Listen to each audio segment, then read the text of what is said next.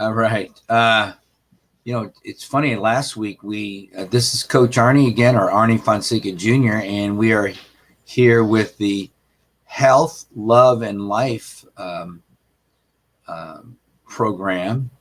And last week was nuts because I didn't have my computer running, so I actually did the show from my phone. Thanks to Cece for kind of helping save the day on that one.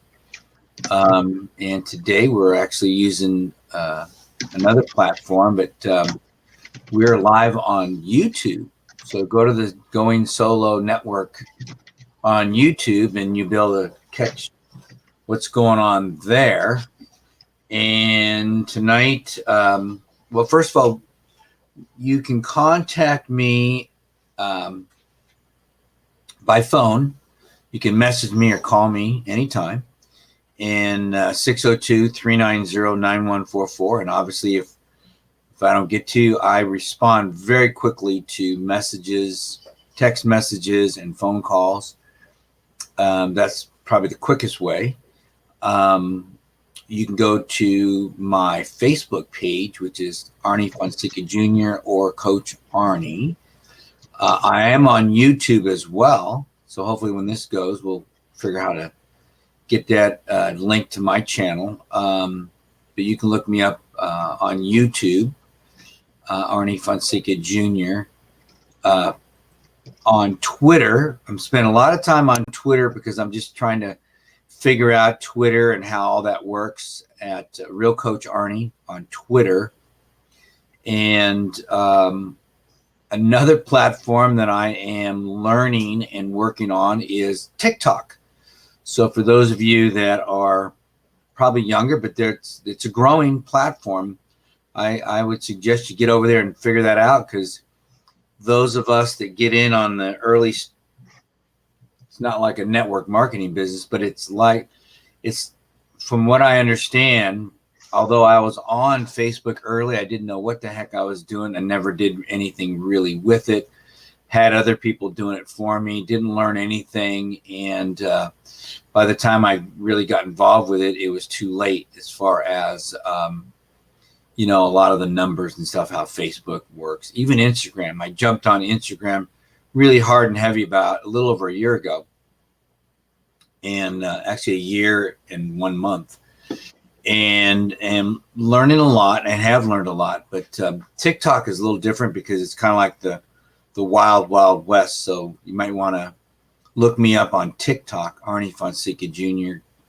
And let's see how that goes. Kind of excited about that. It's kind of goofy, fun little videos, but I'm trying to bring some value there as well, especially to some of the younger folks, because there's so much going on today with young people and depression, anxiety, suicide. It's really a major problem. We're talking about the number 1 or 2 cause of death for young people, suicide. Think about that. How sad is that? So that's what I'm trying to do over on TikTok.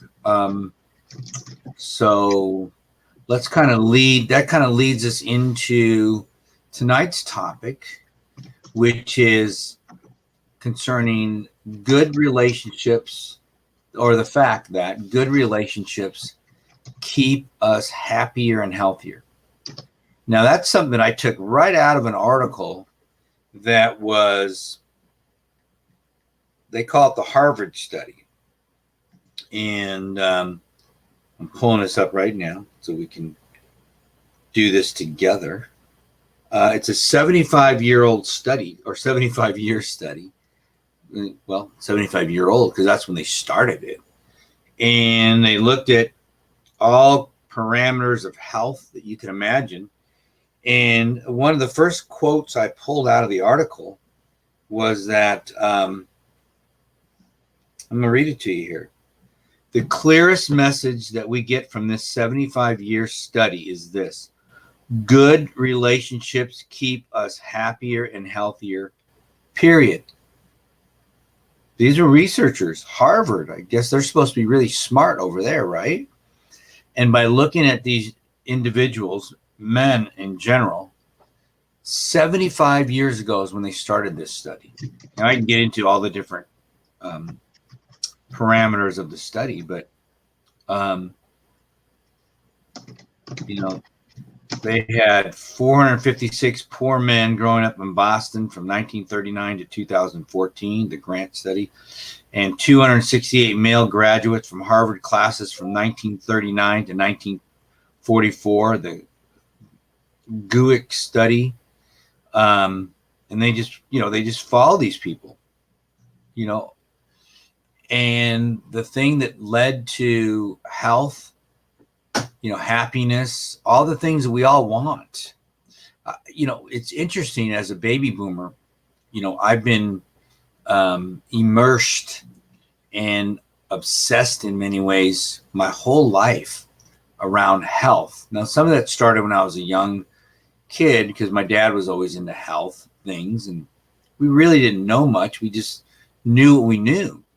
We could read books from people like Bragg, who developed a lot of the vinegar products, and there was other naturopathic doctors that many people just thought were kooks. But my dad would read some of these books and get us on vitamins and things to do from the inside out. But we didn't, I became more obsessed from the outside in. What can I do to maintain healthy, a healthy lifestyle? And that's the stuff that I started studying as a young person and became obsessed with it, which led me to what I do today, because everything was about health. Everything was about, how to live longer, be healthier. And, I've had many people over the last 40 years, let's say, since I've been teaching and coaching, who have said, well, I don't want to live a long time, because their idea of age and aging was living in a nursing home and kind of being debilitated. Well, no one wants to live that way, no one. That doesn't make me happy, and to me, that doesn't even describe health. It doesn't. It describes sadness and lack of health, and it describes being basically kept alive by a machine or some drug. To me, that doesn't, is one of my biggest problems with our current healthcare system, because we actually went through, and I won't get political here, but we just went through a period of many years where we had people very high up in government that just wanted to give you a pill to keep you alive. That's not what this is about. This is about a lifestyle.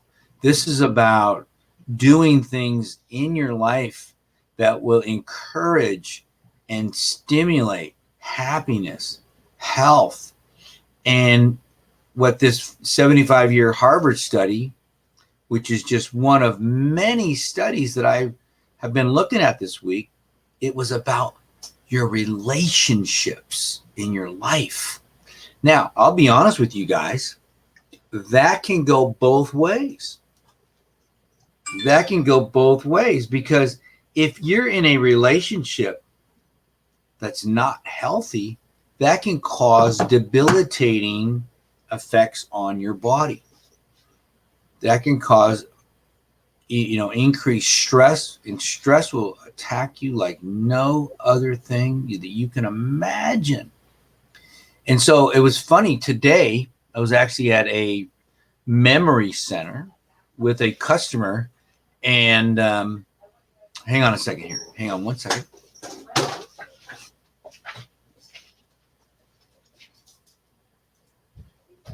And sorry about that. But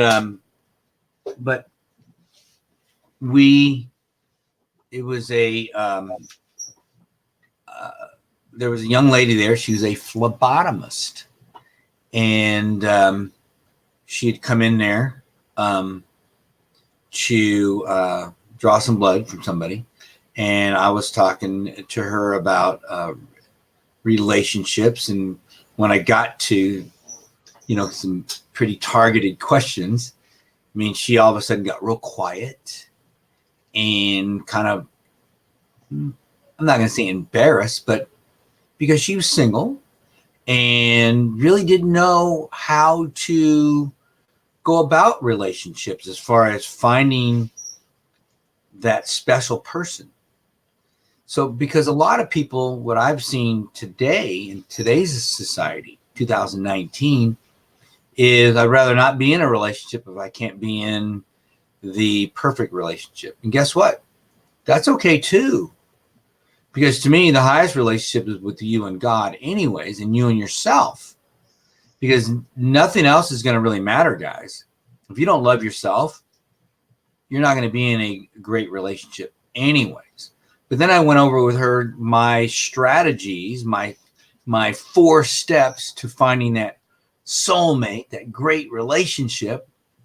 And I use that not just in personal relationships, with business relationships, and whether you're in the right job or not. It all works the same. It's knowing what you want. Who do you have to be to attract what you want?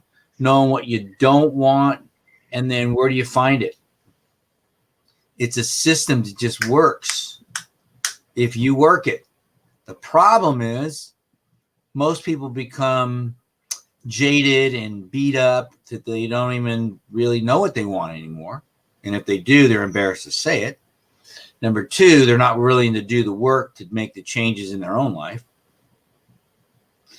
The third one is pretty simple. Most people know and have been around enough to know what they don't want anymore. They really do. And that's usually where everything starts anyways. What I don't want. And the fourth thing is, where do you find this type of relationship, job, whatever it might be? Is that's a tough one for people, because then they have to break out of their comfort zone and go different places if it's what they really want. And the point of the show tonight is I'm trying to tap into your head here with a real soft little hammer, tap, tap, tap, tap, tap, tap, tap. That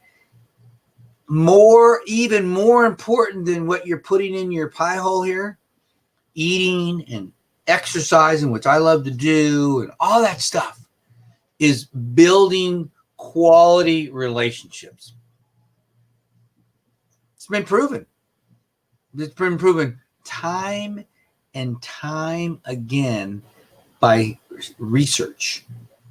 Now, we can ignore it. That's fine. Do that all you want. But I've been talking about this now since I was on a TV show called The List. And I think it was, 6 years ago. 6 years ago.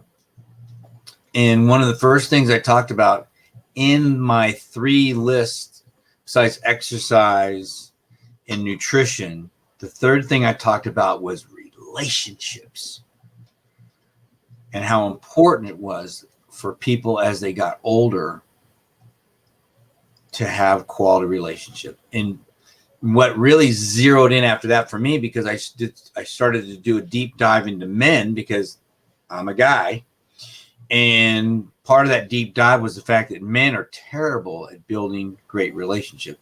Early on in their life, they're great. They're buddies from high school and college and at work, playing basketball, going to the gym, doing whatever. And then it slowly starts to dwindle down, because we get busy. We're building companies, businesses, and doing other things. And those relationships start to dwindle down. And let me just throw this in here, and then I'll just add in this to my notes here. Did you know that loneliness, and I'm going to say loneliness, is between an 7.5, I'm writing this down here, an $8 billion a year business in this country. Now, when I say business, it means treatment for things that affect you or caused from being lonely. Could be depression, health issues, however they're measuring it, it's a big business. Psychiatry, psychology. I mean, think about that for a minute, guys. And a lot of that is men. Men are isolators. They don't create good relationships, especially as they get older. It's hard. It's hard to go out there because, one, most men, I just read an article in Men's Health about a young psychiatrist. Let me bring this up for you. I saved all these things here so I would have it for everybody. Here it is. The stigma of depression. And he was a young psychiatrist. And one of the things that he was asked when he first applied for the job was, why do you want to become a psychiatrist? Well, the honest answer was because he wanted to learn about treating his depression. But he didn't say that when he was talking to his new boss. He gave him the old standard medical line. But he, it didn't take long, a couple of years, and he couldn't hide it any longer, that he was depressed. And but because, see, men aren't supposed to tell people they're depressed.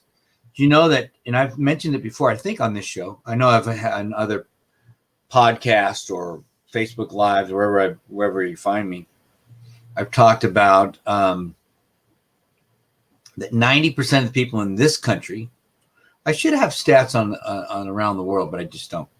But 90% of the people in this country that ask for help are men.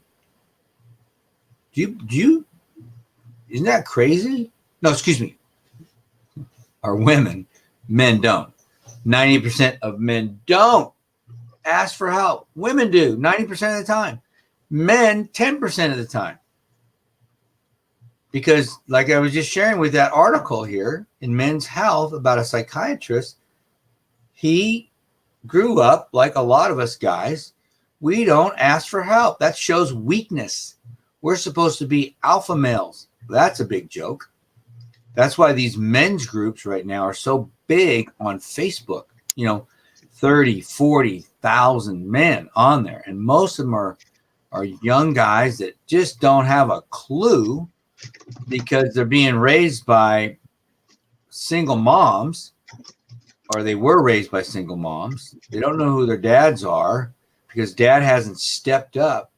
And it's close to 50% right now of fatherless homes.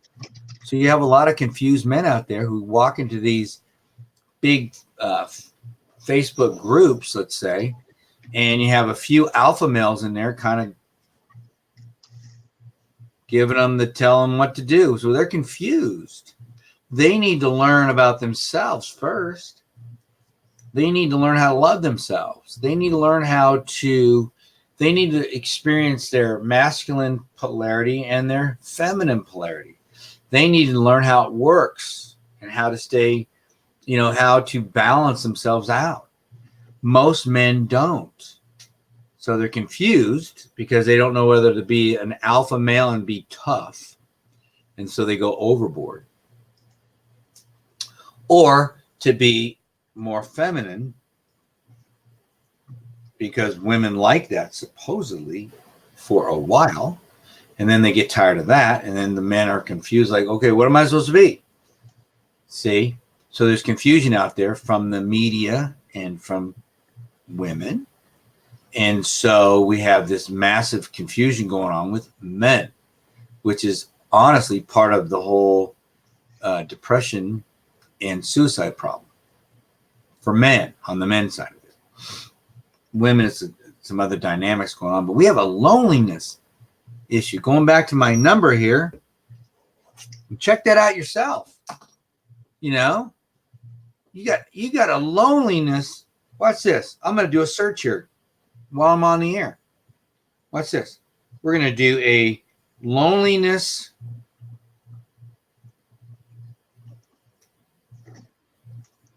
we're going to do a loneliness problem search on Mr. Google. All right, watch this. Watch this, guys. I'm going to show you something here. Here's one. Here's a quick article, and this is like, it's all over the place here. Loneliness is a serious public health problem. The lonely are not just sadder, they are unhealthier and die younger. What can be done? Bam. How's that? It's a big deal. And we're over here, we're not paying attention to this stuff. It's a joke what's going on. Well, the way we're treating, you know how we're treating this? With medication. That's how we're treating it. That's a disaster because that creates other problems. I had a client last night I was talking about who's dealing with all kind of depression and goofy stuff going on in her life. God bless her, young lady in her late 20s. And they're treating her with some really serious medication that if she goes out drinking, which she wants to do, and I told her friend, I go, you better let her know that the side effects with alcohol were devastating.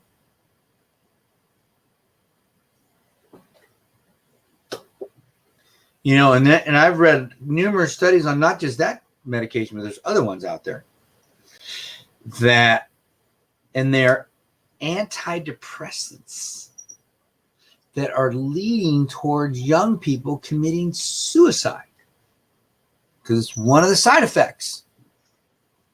Suicidal tendencies. Think about that. You're giving somebody a medication that one of the side effects is actually the thing they're trying to prevent. There you go. So here we are trying to learn about how good relationships can and do keep us healthier. They do. It's proven. Good relationship. And that starts with you. It starts with you having a good relationship with you. That's that whole self-esteem thing. You know, one of the things I love sharing with people is staring in the mirror and telling yourself 10 things you love about yourself. It's a hard one.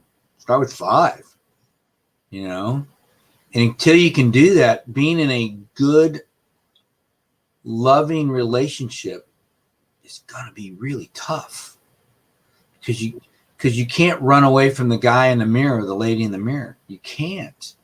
It's like the tiger in the jungle, which is a metaphor. I'll save everybody some time here for fear. Tigers run fast, climb trees, swim, and do all the things that we can do better. And they add one more thing on top of that. They can eat you.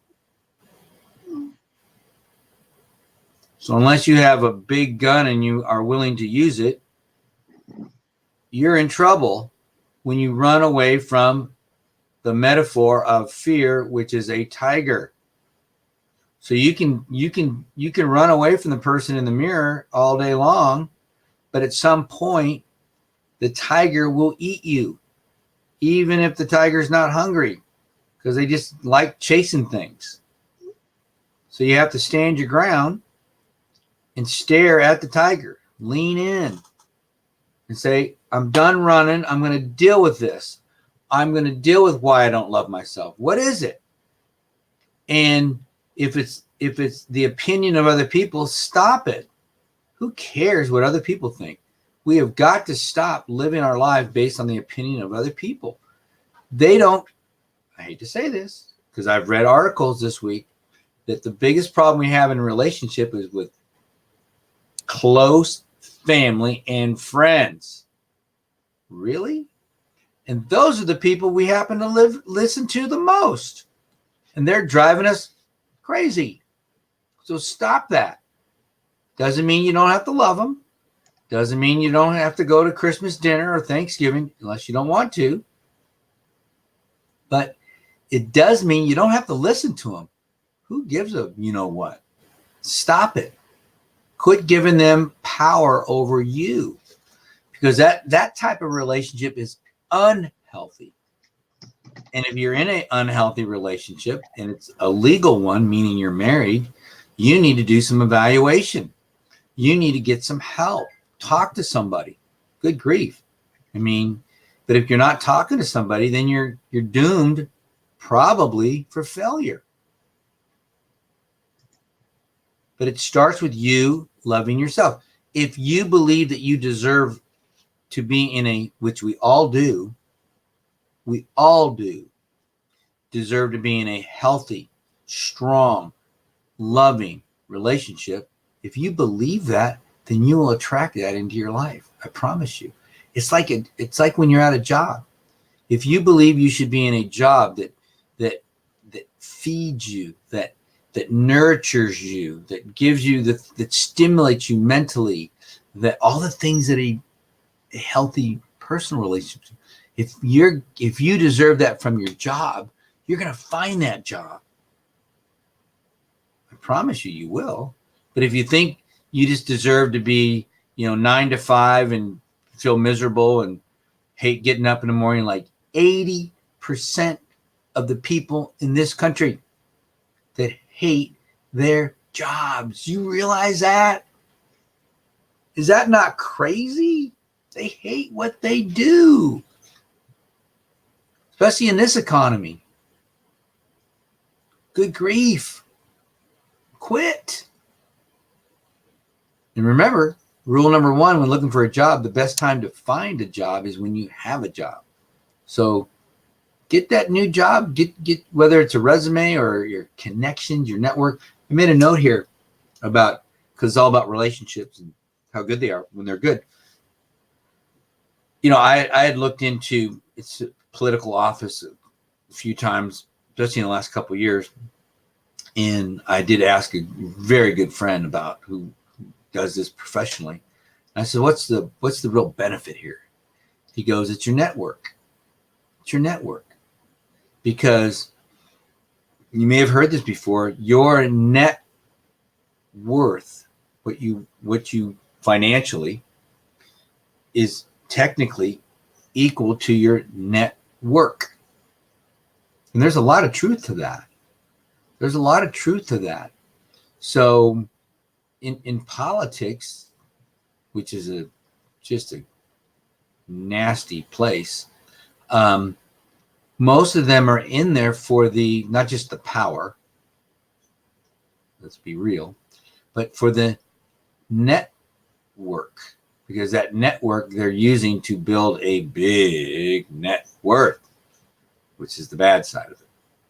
But in our world, in the normal world, away from those knuckleheads, the power of your relationships, people you know and love, and they know and love you, is that they can affect you financially as well. They can help you find a new job. They can help you find a new relationship. There's a lot that your network can do if it's a loving, trusting network. But it goes the other way too. If it's not, it can hurt you. It can harm you. It can debilitate you. So that's why we have to be careful on who we hang around. And that kind of leads me to, I'm going to switch gears for just a second as we leave loneliness, and I'm going to come down to hopeful. And I've done a show on that already here, but it's powerful because I use it all the time, whether I'm talking to kids at school, whether I'm talking to 90-year-olds, or whether I'm talking to just folks that want to have a better life. But hopeful is about, eating better, healthy nutrition. And here comes the tipper. The O, optimize your environment. Well, that means who you hang around. I don't know how many times I've heard it. You've all heard it. Whether it be Jim Rohn or any other inspirational, motivational folks out there. You can get millions of YouTube videos And everybody on the planet knows, or have heard the term, you're the sum total of your 5 closest friends or associates. That's who is going to determine what you're doing, the level that you reach in your life. And it's true. It really is true. And there's nothing wrong with having to upgrade your environment by upgrading who you hang around. It doesn't mean you hate them. It doesn't mean you don't love them. But what it does mean is if you're spending the majority of your time with people that are pulling you down, you're probably in trouble. I mean, here's a great story. If you were up in Maine and you wanted to be a crabber, you were a fisherman, or I'm not sure what they call them. I think they call them crabbers. Guys that go out and catch crabs. Now, these crabs are pretty big. They have big claws and they're pretty powerful things. They're not just good to eat, but they can get you. So what they do when they set their traps, they go catch the crabs and then they put them in baskets. And when you catch a crab and put it in a basket, you got to put the lid on the basket so the crab doesn't crawl out. Well, once they catch another crab and throw it in a basket, guess what? They can leave the lid off. You might think, well, why are they doing that? Well, because crabs, if they see another crab trying to leave the basket, they can crawl right out of there. The crab in the basket will reach up and grab it, pull it down. So they're pretty strong. Think about that. And then the other one might try it, and the other one will pull it down. And the other one might go and they'll be pulling each other down until they both look at each other and go, what is this? This is stupid. Going up means it's painful. Going up means pain. So the crab, having a primitive brain, a very primitive brain, figure out after a while, this is stupid. Just stay right here in the basket. Now, human beings, being a little more intelligent, hopefully, it sometimes takes a long time of abuse, mental, physical abuse, of trying to get out of the basket, trying to escape our environment. And that's why it's sometimes very tough, because although there's so many anecdotal stories of people that have come from just nothing. So many successful people have done this. They didn't come from a lot. They came from nothing. Some came from abuse. Some came from just extreme poverty. It's biblical. There's so many stories in the Bible of this as well, where it was just a really tough situation. But for whatever reason, divine guidance, perseverance, something inside of you that said, I want more than this, caused them to find other people to associate with, caused them to network with different people, whether it be in school, at home, wherever they could find people, mentors, people that could help them, coaches, teachers, wherever they could find that, it helped them to reestablish a path that would take them to some type of fulfillment in their life, whether it was a business, whether it was a relationship, as far as an intimate relationship, finding that special someone, whether it was who knows, opportunity, as my political friend said, opportunity. We just don't know. And actually, the guy I'm talking to you about, he was a street kid. I coached him in football 34 years ago. And because of the power of network, the power of relationship, he ended up in an incredible job opportunity. Now, he had to be ready, had to have a degree, which he did in accounting. But today he's in a very, very, very powerful position in his life. It doesn't mean he's super happy about stuff all the time, because no one is. But he's created a great life. And again, that's not always a guarantee of happiness either.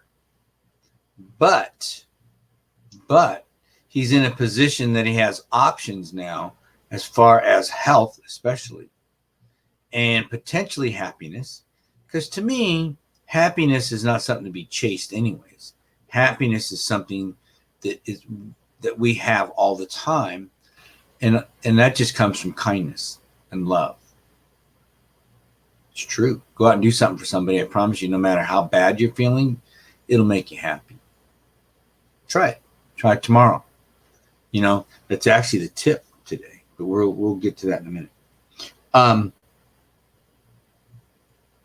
So as part of my hopeful presentation, the O is optimizing your environment, optimizing for your environment. And then let's talk about something else here. Another analogy is zoo animals. And we talked about crabs and how crabs are like people, except they're a little more bold. You know, people will take their time to jerk you down. People will take, sometimes it's pretty quick. People will take their time to tell you that you can't do something. You know, here's another story before we get to the zoo animals to just kind of prop my thinking here.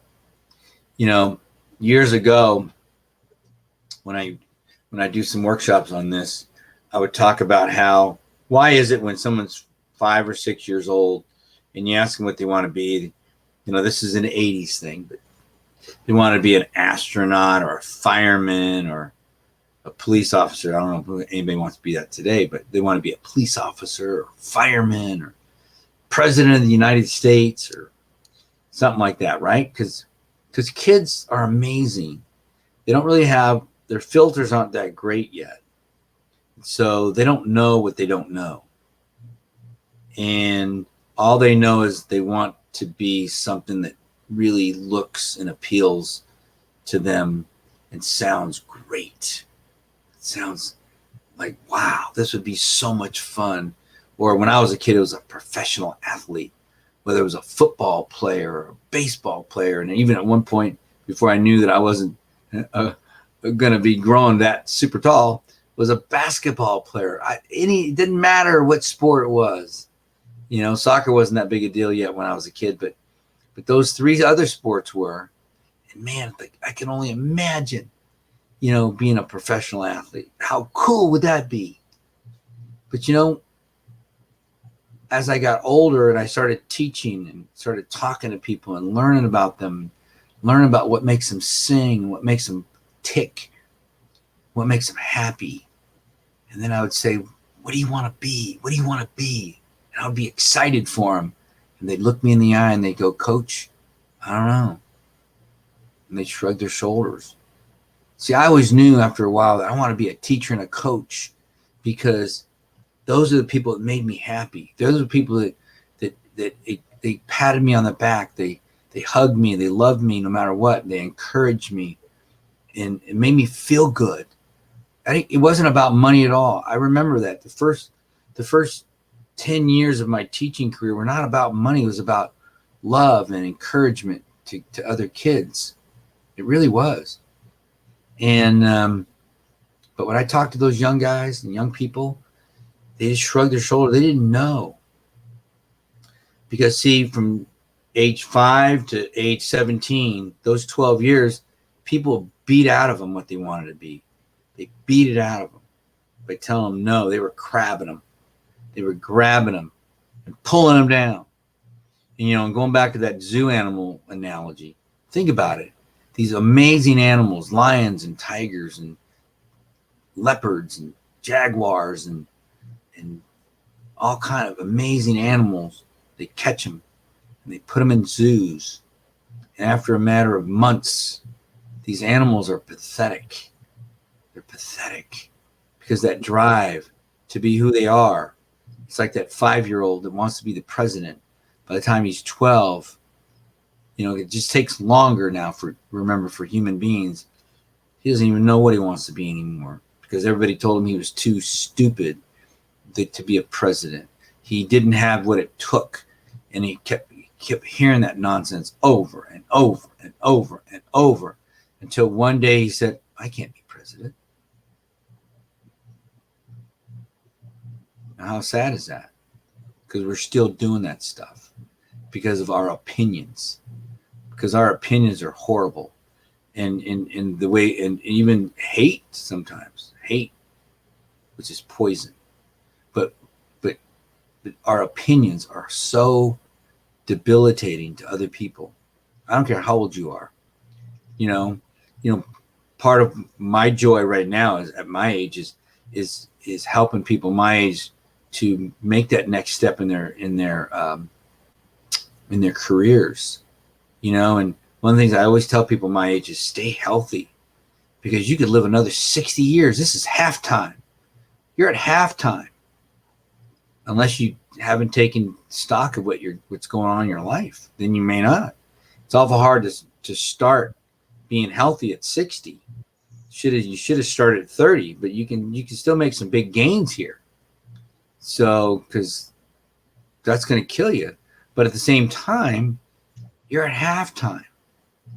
You can go out and create great relationships. You can go out and start a business. There's so many things happening right now. Heck, just doing this right here on YouTube or wherever we're at, wherever you're going to find us, is a powerful opportunity to tell your story and find people that you can help. But you're not if you're listening to all the naysayers telling you what you can't do. And so it comes back to the same thing again, is finding those people in your life that support you and love you unconditionally, That's what creates great relationships. Unconditional love. And that starts with you. And if you don't love yourself unconditionally, you're in trouble. You're in trouble. Start there. Start tomorrow. Start tonight before you go to bed. When you're brushing your teeth, take a minute and just say one thing that you love about yourself. Okay? Say one thing you love about yourself, and then tomorrow say 2. You're going to feel weird, so if you're in a house with somebody, close the door. Say, I love you. I love your compassion. I love your kindness. I love your empathy for people. I love your eyes. I love your hair. I love whatever. It's your deal. Who cares what other people think? Vulnerability is power. Be vulnerable with yourself. And you're going to see amazing power come into your life. And then you're going to attract people into your life, because they're going to see that same power, that same excitement in your eyes. Because remember that the eyes are the window to the soul. And when you have excitement in your life, you can see it in someone's eyes. I had a great conversation this past weekend with somebody who just came out of rehab. He was in prison. And he found the Holy Spirit. Not to get too in going down that road right now, but hey, look, God's a part of my life. And I looked in his eyes as he was telling me a story. I said, listen to me. Don't ever lose that fire in your eyes. Don't ever let anybody take that out of you. Don't ever let anybody put that fire out. Use it to help other people. And he looked at me and he goes, I will. And and I hope he does. But people will try to put that fire out, because there's 2 types of people in the world as I finish up here. People that run towards a fire because they want to know what's exciting you. Why are you so excited? And people will run away from it because they're afraid of you, because you're too excited about life. Think about that. Do you want to be around people like that? Man, I want to be around people that are on fire for living, for life, because that's what it's all about. That's what this talk tonight is all about. And I hope that if I made sense to you tonight, share this. contact me. Give me a call. I'd love to talk to you about it. Look me up on Twitter, Instagram, Facebook. It doesn't matter. And let's talk about it. Okay? Let's talk about it. Because there's only one way we're going to stop this epidemic of suicide and depression and anxiety and sadness. And that's talking about it. And stop listening to naysayers and people that are just crushing our spirits. I'm sick of it. And I think you are too. So let's start a movement together that we can start this together, and we can build, our own self-esteem. We don't need drugs to do it. We can do it through our own spirits, through our own love, and our own non-judgment conversations with each other.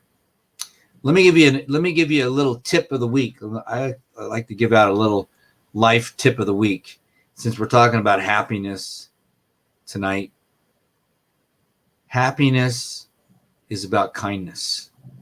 So what I want you to do this week, try to do it every day, just one time every day. Do something kind for somebody. Open a door, smile at them, do them a favor, do something. Do something kind for somebody in your life, whether it's a family member, whether it's somebody at the office, somebody at the grocery store, somebody at the bank. I don't care, wherever you're at. Do something kind, and I guarantee it puts a smile on your face. Okay? Let me know about it too. You can give me a call, send me a text. Hey, Coach, this is Mary, and I heard your show, and I did something kind for somebody today, and I feel really good. Tell me what you did. Doesn't matter. So that's how we're going to create a movement, because we're going to share our hearts with people. We're going to be vulnerable. We're going to stop listening to all the opinions out there. We're not going to be crabs. We're not going to be zoo animals. And we're going to live. And guess what? By doing that, you're going to change things. You're going to change yourself. Then you're going to change your families. Then you're going to change your community. And that's how we change the world. All right? Hey, guys, this is Coach Arnie. I'm over here with the Health, Love, and Life program on the Going Solo network with CC Shat. So look us up, and look us up on YouTube. And I'd love to connect with you anytime. But hey, guys, thanks. And I appreciate you all. And I will be back next week with another great show. Bye.